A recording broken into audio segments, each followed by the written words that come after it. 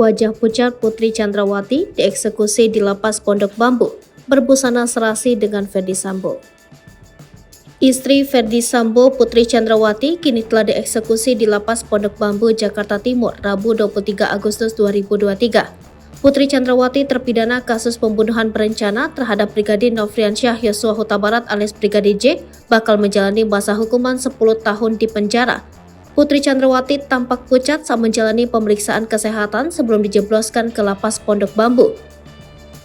Pemeriksaan kesehatan sebagai salah satu prosedur yang harus dilewati, ujar Humas Ditjenpas Rika Aprianti.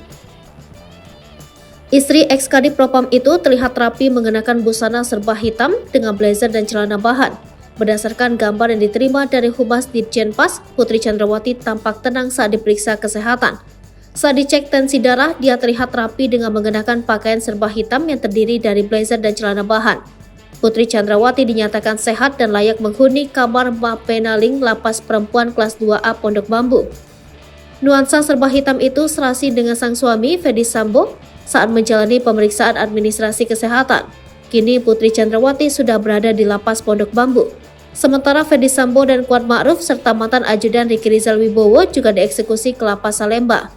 Pemindahan ex-Kadif Propam Polri itu ke Lapas Salemba telah dikonfirmasi pihak Ditjenpas Kemenkumham.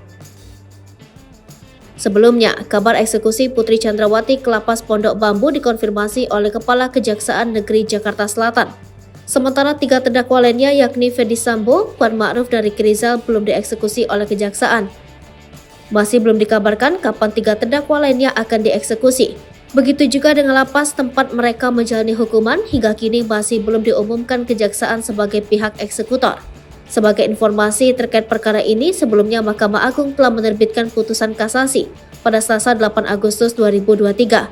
Dalam amar putusan kasasi perkara pembunuhan berencana terhadap Brigadir Yosua, Mahkamah Agung telah meringankan vonis bagi 4 terdakwa yang kini telah menjadi terpidana, yakni Ferdy Sambo, Putri Chandrawati, Kuat Ma'ruf dan Riki Rizal.